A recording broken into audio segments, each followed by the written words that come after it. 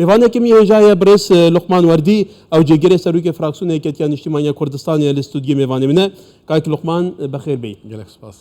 امروز کردستان 24 دست پیشخدی که آن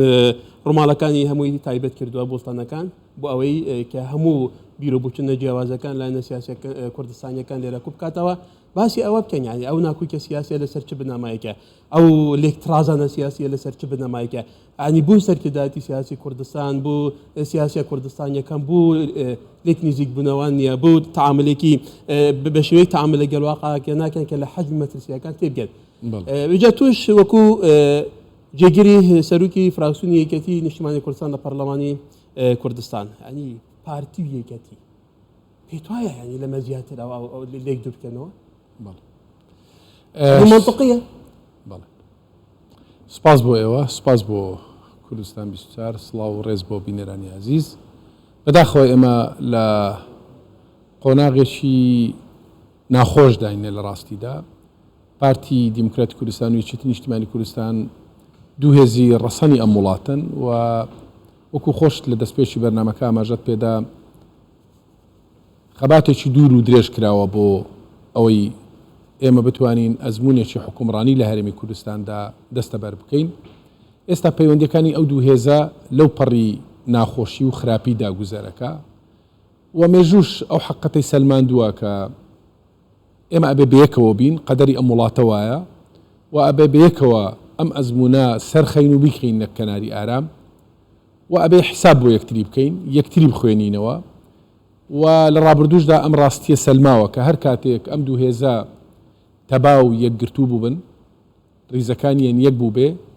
دۆستەکانمان زیاتر دەستی هاوکاریان بۆ درێژ کردوین نەیارەکانیشمان زیاتر سڵیان لێ کردوینەوە بێگومان پێچەوانەکەشی ڕاستە بۆیە درێژەدان بەم دۆخەی ئێستا و بەردەوامبوون لەسەر ئەم ناکۆچیانە و قوڵکردنەوەی برینەکان نەخزمەت بە پرۆسەی سیاسی لە هەرێمی کوردستان ئەکات و نە هیچ هێزێکی سیاسیش لەم دۆخە قازانجەکە.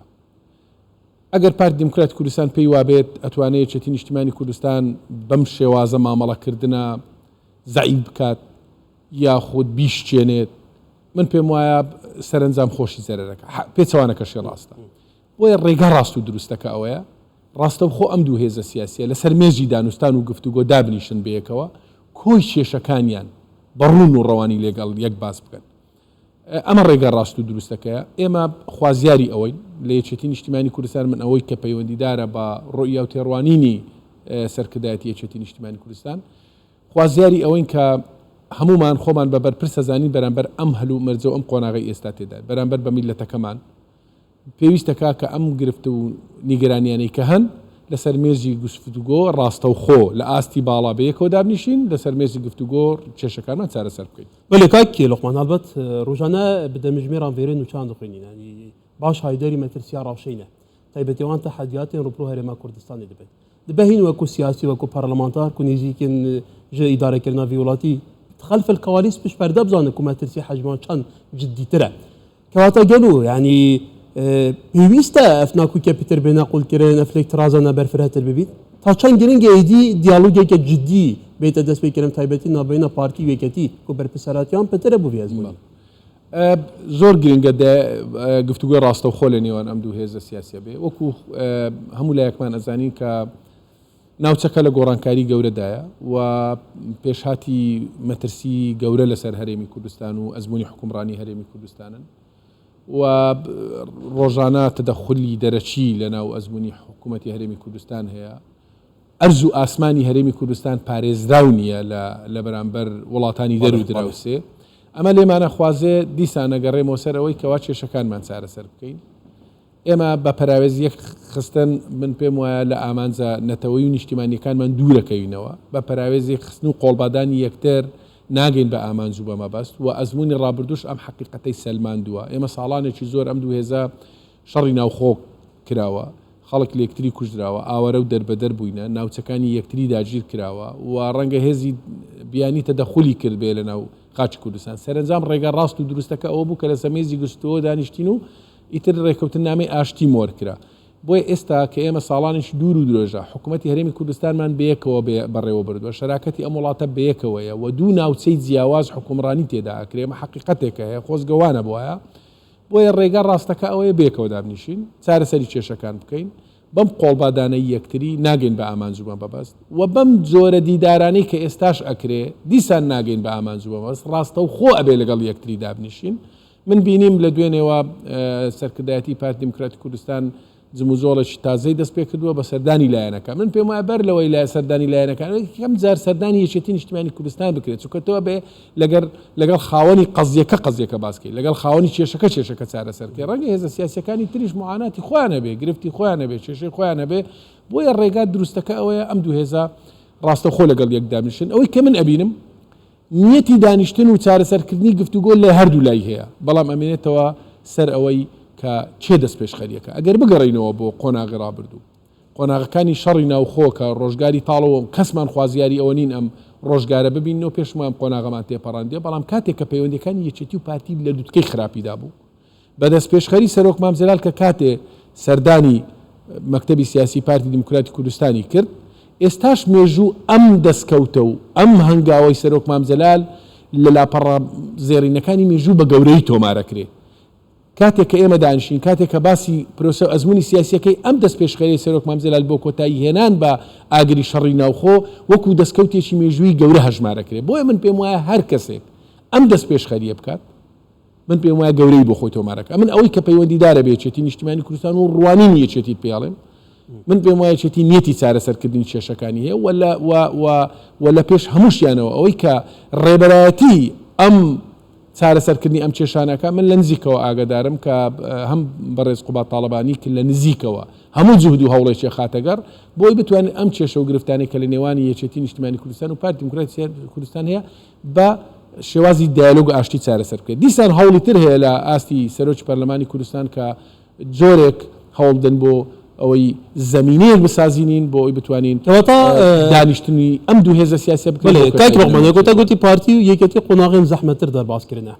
بە دیالۆگی پرسگرەی چارەسەرکردنە بێگومان اتفاقی استراتیجی نەبەرەوەدا هەبوونە بە هەڤرا ئیدارە هەم هەرێما کوردستان هەم سەر ئاستی عێراقی کردنە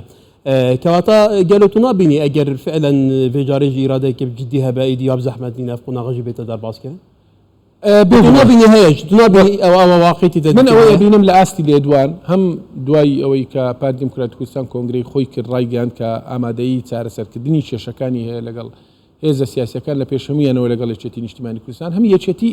وەڵامێکی ئیجابی داوە بەڵام ڕاستیەکەی ئەمە ئەبێ بێڵین ئەویش ئەوەیە تۆپەکە لە گۆڕەپانی پارتی دیموکراتی کوردستاندایە ئەبێ پارتی دەست پێشخەری ئەمە بکات لەبەرچی یەکێتی نیشتیمانی کوردستان هەست بە غوبنێکەکە غەدرێک لە ناوچەکەی کراوە گەمارۆکی ئابووری خراوەتە سەر سنوورێکە خۆی تێدا بەرپرسە و ئەم غەدر و ناحەقیەکی یەکێتی نیشتیمانی کوردستان هەستی پێەکە لە شەراکەت لە حکومڕانی ڕەنجی نەداوەتەوە ئەبێ پارتی دیموکراتی کوردستان نیگەرانەکانی یەکێتی نیشتیمانی کوردستان بڕەوێنێتەوە ئێمە لەسەر چەند ئاستێک گرفتمان هەیە گرفتمان لە شەراکەت هەیە گرفتمان لە کێشەی دارایی هەیە و گرفت لە بواری ئەمنیشەوە دروستبووە کە بەداخەوە کە ئەمە بابەتێکی خەتەرناکە سەری هەڵداوە بۆ دەر لەوەی ئەم بابەتە تەشەنە بسەنێ ئەبێ لەگەڵ یەک دابنیشین بەداخەوە لە زیاتی لەگەڵ یەک دابنیشین ئێمە ڕۆژانە ئەبینی کێشەکان قوڵتر ئەکرێنەوە ئەگەر سیرکەی لە 2005ەوە ئێمە حکوومەتی هاوبەشمان پێکەوە هێناوە پەیوەندەکانی یەکێتی نیشتیمانی پارتی دیموکراتی کوردستان بەرزی و نزمی تێکەوتووە بەڵام نەگەیشتۆتە ئەوەی کە تیمی وەزاری بەیان نامە لە سەیەکتی دەرکەن بۆیە ئەبێ ئەمە بوەستێنرێت ئەبێ ئەمە بوەستێن من پێم وایە لە ئێستادا تۆپەکە لە گۆڕەپانی پارتی دیموکراتی کوردستاندا ئەبێ دەست پێشخەری هەتا ساڵی سەهەندی جایە گەلاف هەڤرکێن سیاسی نابینە دو ئالین سیاسی بوو نمونە پارتی یەکێتی بوو ڕنگ بەدان لەسەر کاروبارên حکوومەتی هەبیت ئەف پرۆسێسا بایکوتکردنی بوو ڕوونە کە یەکێتی نیشتیمانی کوردستان نەمان شاردوتەوە کە یەکێتی نیشتیمانی کوردستان سەرنجی لەسەر شەراکەتی حکومڕانی هەیە شەراکەت لەسەر ئەوەی کە یەکێتی نیشتیمانی کوردستان داوای لامەرکەزی ئیداری و مالی کرد بەڵام لامەرکەزی ئیداری مالیەکە بەوە شکایەوە کە حەسا گەمارۆکی ئابووری خراوەتە سەر پارێزگای سلێمانی سەر هەڵەبجە سەر ئیدارەی گەرمیان و سەر ڕاپەڕین ئەمە حەقیقەتێکە لە هیچ حکومڕانیەکی دنیادا نەبووە تۆ بڵی پارێزگایەک ئەبێ لە داهاتی خۆت موچە بدەی ئەبێ لە داهاتی خۆت خزمەتگوزاری سەرف بکەیت خۆمان نەزانین سێ دەواازە لە ڕووی سێ وڵاتی دراوسێ هەم لە سووریا هەم لە تورکیا هەم لە ئێران لە سنووری پارێزگای دهۆک و هەولێر هەیە سلێمانی تەنها ئاڵوگۆڕی بازرگانی لەگەڵ کۆماری ئیسلامی ئێران هەیە زۆرینەی ئیسtismاری نەوت لە سنووری پارێزگای هەولێر و دهۆک هەیە کەواتە داهاتە زۆرەکە لەم سنوورێ ئەم سنوورێ ئەولای داهاتەکەی دیارە ڕوونەکە کە داهاتەکەی کەمە تەنها قەبارەی ئاڵوگۆڕی ساڵانەی دەواازەی برایم خەلیل لە سەر 20 میلیارد دۆلارەوەیە لە یەکێک لە مانگەکانی ئەم ساڵدا داهاتی تەنها گۆمەرجی ئیبراهیم خەلیل 89 ملیار بووە، هەموو دەواازەکانی سلێمانی 17 ملیار بووە. ئەمە ناهاوسەنجی زۆر دروست دەکات. ئاستی خزمەت گوزاری جیاوازەکە ئەمە لەلایەکی تر من شەراکەتم لەگەڵ حکوومەت کردووە، من پۆست دانێم، وەزیر دانێم، وەکیل وەزیر دانێم، بەڕێوەبەری گشتی دانێم، کاتێک ئەمەی ئاڵوگۆڕ بکەم ناکرێ ئاستەنگ لە بەردەم ئاڵوگۆڕ دروست بێ. مەسەڵەن من نمونەیەک دەمێ کە ئەمە خزمەت بە پەیوەندیەکانی نێوان یەکێتی نیشتیمانی کوردستان و پارتی دیموکراتی کوردستان ناکات. کاندیدێکی یەکێتی نیشتیمانی کوردستان کاندیدێکی پێشکەش کردووە بۆ وەکیل وەزیری ناوخۆ. ئەم کاندیدا ڕاستەوخۆ لایەن وەزیرەوە خانەنشین کراوە، کەچی وەکیل وەزیری کشت و کاڵمان هەیە 2 ساڵیش تەمەنی خانەنشینی تێپەڕۆ بەردەوامە. ئەمانە جیاوازی یەکێتی نیشتیمانی کوردستان هەست بەەوە پرسی ئەمنیش خۆت ئەزانی کێشەکە ئاڵتر ئەکاتەوە. کاکی لوقمان ئەگەرێمە لەسەر ئاستی پەیوەندیەکان کاریگەری ناکۆکی نەبینی یەکێتی پارتی و پەیوەندیەکانی نێودەوڵەتی حتا ئەو وڵاتانەیە کە بێگومان پێگە هەرێمی کوردستان لەلای ئەوان ژێگا ئێتیبارە تا چەند کاریگەریەکی خراپ بوو سەر ئەزموونی هەرێمی کوردستان هەیە ئەم پەیوەندی خراپانە. هەڵبەتە ئەم دۆخەی بەداخەوە ئەم دۆخە نەخوازراوەی کە ئێستا لە هەرێمی کوردستانە گوزەرێ و ڕۆژانە ئێمە فشار لەسەر یەکتری دروستەکەین کە دۆخێکی ناسەقامگیری لە ئاستی ناوخۆ دروست کردووە، تەنانەت کاریگەری لەسەر بازاڕ و جم و زۆڵی بازرگانی و تەنانەت کار و کاسبی هاوڵاتیانیش دروست کرد. بێگومان ئەمە ڕەنجی داوەتەوە لەسەر پەیوەندی نێودەوڵەتیەکانیش. نێردە و قونسڵە نێودەوڵەتیەکان ئێمە ئەبینین ڕۆژانە سەردانی هەردوو حیزبەکەن لە ئاستی باڵا سەرکردەکانی یەکێتی و سەرکردەکانی پارتی ئەبینن نیگەرانیەکانی خۆیان پێیان ئەگەێنن و جۆرێک هەوڵ ئەدەن. بەڵام من پێم وایە ئێمە ئەبێ لەم حەقیقەتە تێبگەین. دیسان من ئەگەڕێمەوە سەر ئەوەی ڕێگا ڕاستەکە ئەوەیە کە ئێمە بەیەکەوە بین ئەم کێشانە چارەسەرکەین. هەمومان لە خەتەرناکی ئەم دۆخەتێ ئەگەین. هەردوو لامان ئەزموونی ڕابردوو ئەم دۆخەی پیشانداوین کە ئێمە کاتێک کە پەیوەندیەکانمان خراپن چەند هەرێمی کوردستان و هاوڵاتیان و هەردوو هێزە سیاسیەکەش زەرەرەکەن. ئەگە سیر بکەی لە ساڵانێک کە پەیوەندی نێوانی یەکێتی و پارتی زۆر باش بوو، ئاستی ئاوادانی و خزمەتگوزاری لە هەرێمی کوردستان زۆر باشتر بوو، تەنانەت کۆچی هاوڵاتیانی هەرێمی کوردستان لە دەرەوە بە ئاراستەی ناو هەرێمی کوردستان بوو. ئێستا خەڵک متمانەی خەریکە بە کار و کاسبی و دۆخی هەرێمی کوردستانیش نەمێنێ و کۆچەکە پێچەوانە بۆتەوە. بۆیە ئەمە بۆ پەیوەندی نێودەوڵەتیەکانیش ئەمە ڕاستە. ئێمە ئەگە سیر بکەین کاتێک کە ئەم دوو هێزە بەیەکەوەن هاوپەیمانان زیاتر دەستی هاوکاری و یارمەتی درێژەکەن، زیاتر با بڵێن پشتیوانی لە هێزی پێشمەرگە ئەکەن، زیاتر کە پشتیوانی لە ئەزموونی حکومڕانی هەرێمی کوردستانەکەن، پەیوەندیەکانیان زیاتر ئەبێ، ژمارەی نێردە و قونسوڵخانەکان لە هەرێمی کوردستان ڕۆژ لە دوای ڕۆژ ساڵ لە دوای ساڵ زیاتر بووە. بەڵام ئەگەر ئەم دۆخە بەردەوام بێ من پێم وایە پێچەوانەکە ڕوئەدا. بۆیە مادام هەردوو هێزەکە هەست بەو خەتەرە ئەەکەین، من پێم وایە بێ دەست و بەر بکەین لەوەی زیاتر چیتر قۆڵی یەکتری بانەدەین. ئەمە کۆتایی کاکی لوقمان لەبیرتە لە دوای 2003 لە پرۆسەی ئازادی عێراق بە تایبەتی 2005 لیستی هاوپەیمانی فراکسیۆنی هاوپەیمانی کوردستان هەبوو لە یەکێتی پارتی بوو،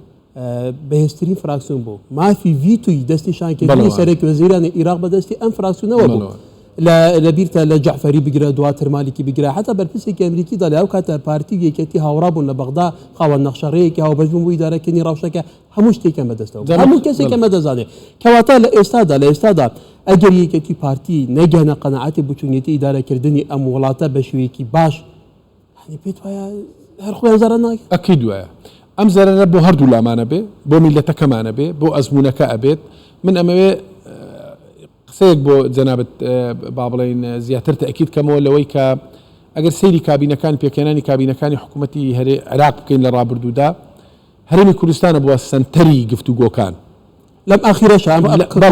سەنتەری گفتوگۆکان وەفدەکانی عێراق سەردانی سلێمانیانە کردو لە دەباشان و قەلاسۆنان لەگەڵ مام جەلال کۆ ئەبوونەوە، لە مەسیف و لە هەولێر لەگەڵ کاک مەسعود و قیادەی پارتی کۆ ئەبوونەوە. بەڵام ئەگە سەیری ئێستا بکەین، ئێمە لەو قۆناغی کە کاریگەری هەرێمی کوردستان لەسەر پێکهێنانی حکوومەتی عێراقی هەبوو، ئێستا هاتووینە سەر ئەوەی مژدەی 200 ملیار دینار بدەین کە 200 ملیار دینار بۆ هەرێمی کوردستانە بڕێتەوە. بۆیە ئێمە ئەبێ سەیری خۆمان بکەین گەیشتین بە چ قۆناغێک، ئەمە دەرەنجامی سێ، ئەمە دەرەنجامی درێژەدانی ناکۆچێ لە نێوان ئەم دوو هێزە سیاسیە. بۆیە تا زووتر ئێمە کێشەکانی خۆمان چارەسەر بکەین، تا زووتر ئێمە یەکتری بخوێنینەوە، تا زووتر ئێمە دەستی هاوکاری و برایەتی بۆ یەکتری درێژکەین. من پێم وایە هەردوو لامان زیاتر لە ئامانجەنەتەوەی نیشتیمانیەکانمان نزیکتر ئەبینەوە و هەردوو هێزە سیاسیەکەش قازان دەکەن چونکە خەڵکی کوردستان لەم جۆرە ململانێ و قۆڵبادانە یەکتری بێزار بووە بێتاقەت بووە لە ڕابردوودا زەرەری کردو هەرێمی کوردستان هاوڵاتیان زەرمەند بوونێ تێدا ئەوەی کە ئەزمونونەکەمان و هاوڵاتی و هەردوو هێزە سیاسیەک و هێزەکانی تریش تێدا قازان دەکەن ئەوەیە کە ئاشتی و تەبایی و سەقامگیری لە هەرێمی کوردستان زیاتر بەرجەستە بێ هەردوو هێزەکەمان یەکتری بخوێنینەوە داهاتی ئەم وڵاتە لە هەر کونوکە لە بەرەکی ئەم وڵاتە بێ مافی هەموو هاوڵاتیانی هەرێمی کوردستانی بەسەرەوە بێ بە یەکسانی دابەشی بکەین قۆناغەکانی چاکسازی درێژە پێ بدەین چاکسازی لە دام و دەستگاکانی حکومڕانی زیاتر بکەین زیاتر چاودێری جموزۆڵی بازرگانی بکەین زیاتر دەستی ئاوەدانی بۆ شار و شارۆچکەکانمان درێژ بکەین زیاتر هەوڵدەین ئەو جیاکاریە کە لە نێوان هاوڵاتیان و شار و شارۆچکەکانەیە کۆتایی پێبینین ئەمە ڕێگا ڕاست هەڵبەت لەسەر مەسەلەی بەغدا و بەتایبەتی پارتی یەکێتی تعاملکردن لەگەل مەلەفی بەغدا و پرسێکی ترە لەوانەیە لەگەل پەرلەمانتارێکی عێراق زیاتر ئەو ئاگاداری وازەکە بێ مەبەستمە زیاتر لەسەر ڕەوشی کوردستان ئێستا شتێک هاتە بینم تو پێشتر وتت دەبێت پارتی یەکەم حەزب دەست پێشخەری بکرد با یەکەتی بوو لەبەرەوەی یەکەتی کاریگەرترە زۆربەی پرسگرێکەکە لە بینی خۆیاندا بەڵام پێشتر یەکەتیش دەست پێشخەری کردبوو لەگەل هەموو لایەنە سیاسیەکانی کوردستان کۆبووتەوە بێژگە لە پارتی جا ئەمە بۆ هەردوو لامان ڕاستە بۆ هەردوو لامان ڕاستە من پێم وایە ئێمە گرفتمان لەگەڵ یەکەیە کێشەکانی یەکێتی لەگەڵ پارتی چارەسەر بن کێشەکانی پارتی لەگەڵ یەکێتی لە دەوری کێشە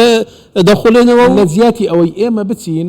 هێزە سیاسیەکانی تر سەرقاڵ بکەین کە من لەگەڵ ڕێز و احترامم هەیە و دڵنیام هێزە سیاسیەکانی تریش بە پەرۆشن بۆ چارەسەرکردنی ئەم کێشەی هەیە بەڵام ڕێگا دروستەکەوەیە پەیوەندیەکە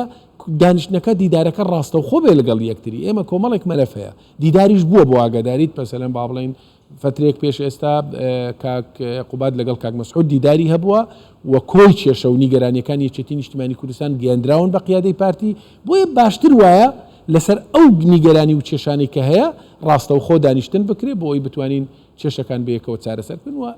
سەرنجامیش هەر ئەبێ ئەم دۆخە چەند درێژە بچێشێت چەند زیاتر فشار لەسەر یەکتری دروستکەین بەڵام سەرنجام ئەبێ ئێمە بەیەکەوە کێشەکان چارەسەر ئێمە لە بیرمان نەچێت کاک لۆمان تەحەدیاتێکی تر هەیە و پێشترش باست کرد ئەرد و ئاسمانی هەرێمی کوردستان کراوەتەوە فەرمۆ لە شەرباژێر حتا دەگاتە بادینان دەگاتە